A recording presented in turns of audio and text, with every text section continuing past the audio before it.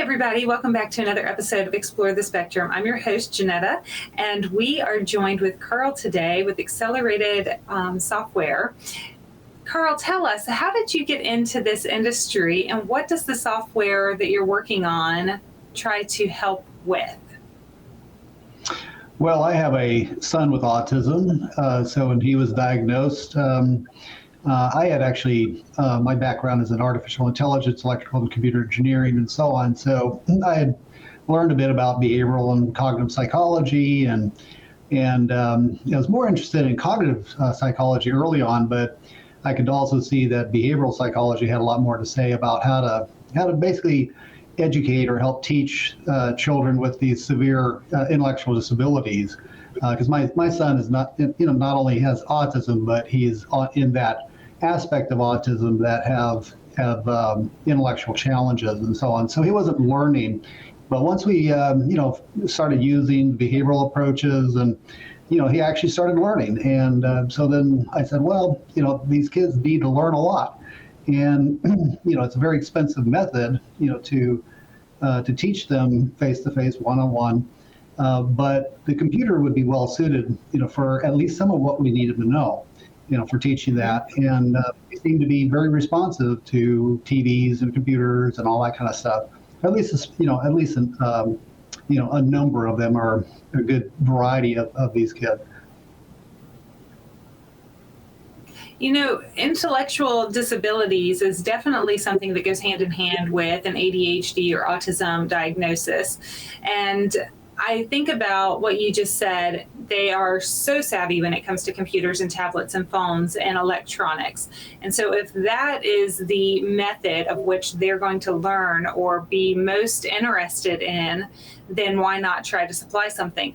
Because to your point a moment ago, they have a lot to learn. And, our kids, a neurotypical child learns a lot year over year over year. But if you're at a deficit, you're not just trying to keep up with your peers, then you would have to be keeping up at 100%. But to keep up with a peer that is growing and you falling behind means now you're having to catch up at 110, 120, 130%.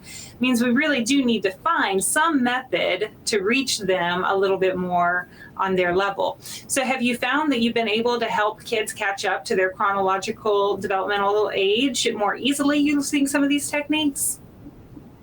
Well, they're able to learn more independently, and that's the big. Whether they're catching up to their neurotypical peers, that's a function of the other kinds of efforts that are being that they're involved with, or in the intensive ABA programs and other things that can basically help fill in those gaps. Sometimes they have all the time they have splinter strengths and weaknesses, and if you can go in and identify those weaknesses and fill those in, then their splinter strengths can take over, and a lot of times they can come up in level quite quickly. But as we all know, if you've met one person with autism, you've met one person with autism. They're all over the map in terms of their abilities and how quickly they're going to do things.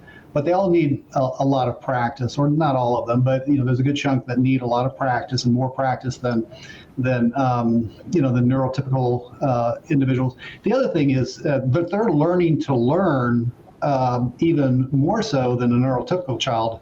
So it's not only they're learning things, but they're learning to learn things, and they need a lot of practice at that. So would you say that the software that you've engineered, is that an app, or is that its own piece of technology? How would somebody go about trying to investigate this further? Well, it's a downloaded program. It really needs a full computer to run it. Apps, unfortunately, can't control other apps. And it's a lot about also the reinforcement, which is very individualized. So, our main program controls, or you can configure it to do any number of hundreds and hundreds of different reinforcements, and then customers can even put in their own reinforcers. A video of a child doing a favorite activity, or a parent, or whatever that they're motivated by, and so that actually requires a full computer to do. We do have one version for school systems that is remote, but it's not quite as hard. And trying to do things over the internet is not quite as hardened, for these lower functioning students that might just have their fingers all over the screen, and whereas with an actual computer, Windows-based system, we can control that screen, what's happening on it, and what they're being able to do, what they're not able to do, and kind of keep them in the application. But they tend to like it. They really, it's a very success oriented system, so they get a lot of, it doesn't allow them to fail a lot. It backs down very quickly, so they can't fail, and it builds them to where they have to know it and all that. It sounds like you've bridged the gap from something being incredibly comprehensive and helpful to being user-friendly as well. If it's now just a downloadable program, I imagine that there's a lot of different ways that parents can interact with it without it being overwhelming to them necessarily. So how would someone learn more about this system? Where would we direct a professional, a parent? How would they learn more about what you're doing? Well, if they go to our website, dttrainer.com, www.dttrainer.com, that's David Tom or Discrete Trial Trainer.com. And there's a free download of it. A lot of times the parents will also tell their school system about the program. It is it's oriented toward a professional educator, but as some of us parents become like type A squared, in terms of how are we going to help our kids. So there's training videos on it. It's not a hard program to learn. There's in order to manage it for the student, your word processor is a lot more complicated. Has a lot more settings and all that.